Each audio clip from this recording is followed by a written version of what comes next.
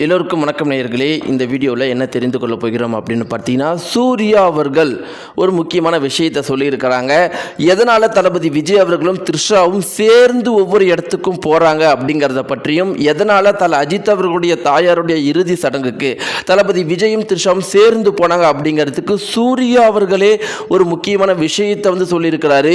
இது மிக பெருமளவுக்கு பரபரப்பாக போயிட்டு இருக்குது, வைரலாக போயிட்டு இருக்கு. ஏன்னா சூர்யா அவர்கள் தளபதி விஜய் அவர்களை பற்றி பேசுவதே அதிசயம். இப்படி இருக்கிறப்ப தளபதி விஜயும் த்ரிஷாவும் எதனால சேர்ந்து போயிருக்கிறாங்க அப்படிங்கிற ஒரு முக்கியமான விஷயத்தை சூர்யா அவர்கள் சொல்லியிருக்கிறாரு.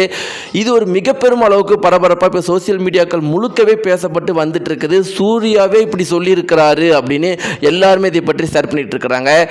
இந்த வீடியோவில் சூர்யா அவர்கள் முதல்வர் விஜய் மற்றும் த்ரிஷா அவர்கள் எதனால சேர்ந்து ஒவ்வொரு இடத்துக்கும் போயிருக்கிறாங்கன்னு சொல்லியிருக்கிறாரு அப்படிங்கிறத பற்றி நம்ம தெரிந்துக்கலாம். வாங்க வீடியோக்குள்ள போகலாம். சேனலுக்கு புதிய இருந்தால் மறக்காம சப்ஸ்கிரைப் பண்ணிட்டுங்க. நேயர்களே, சூர்யா அவர்களுடைய கருப்பு திரைப்படம் வெளியானிச்சு அப்படிங்கிறது நம்ம எல்லாருக்குமே தெரியும். தமிழகத்தில் வெற்றினா வெற்றி, மாபெரும் வெற்றி, திரும்புகிற பக்கம் எல்லாம் வெற்றி.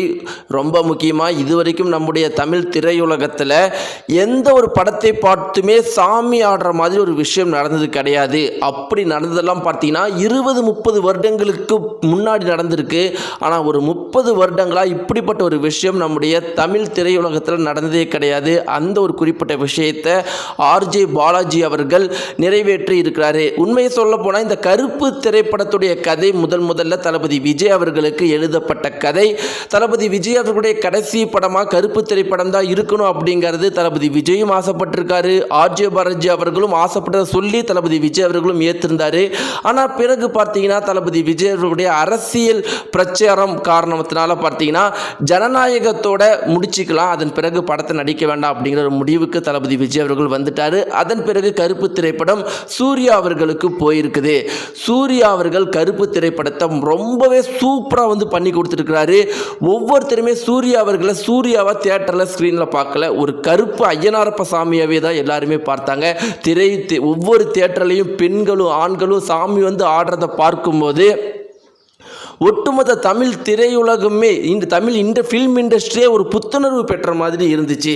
இப்படி இருக்கிறப்ப இவ்வளோ பெரிய வெற்றி அடைஞ்ச நம்முடைய சூர்யா அவர்களும் தளபதி விஜய் அவர்களும் எந்த அளவுக்கு நண்பர்கள் அப்படிங்கிறது நம்ம எல்லாருக்குமே தெரியும். இதற்கு முன்னாடி இருவரும் சேர்ந்து படங்கள் நடிச்சிருக்கிறாங்க.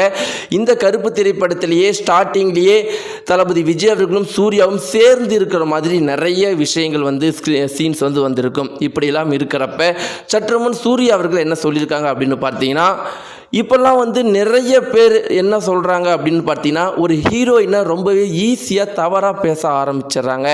அந்த ஹீரோயின் ஒருத்தவங்க கூட இருக்கிறதுனாலேயே அவங்கள தவறாக பேசுகிறாங்க. ஆனால் யாருமே ஹீரோக்களை தவறாக பேசுறது கிடையாது. ஒரு பெண் ஒரு ஹீரோயின் அப்படிங்கிற ஒரு காரணத்துக்காக ஒரு பெண்ணை தவறாக பேசக்கூடாது. ஒரு விஷயத்தில் தவறு நடந்துச்சுன்னா அதை ஆணையும் சரியாக பேசணும், பெண்ணையும் சரியாக பேசணும். அதே மாதிரி யாரையுமே தவறான ஆபாச வார்த்தைகளை பயன்படுத்தி பேசுகிறதுக்கு யாருக்குமே தகுதி கிடையாது, அதுக்கு உரிமையும் கிடையாது. அதை விட தவறான விஷயம் வேறு எதுவும் கிடையாது. இப்படிலாம் இருக்கிறப்ப இப்போ ரீசண்டாக நண்பர் விஜயை பற்றியும் த்ரிஷாவை பற்றியும் பேசுகிறாங்க. ஆனால் இருவரும் எந்த அளவுக்கு நண்பர்கள் அப்படிங்கிறது பல பேருக்கு தெரியறது கிடையாது.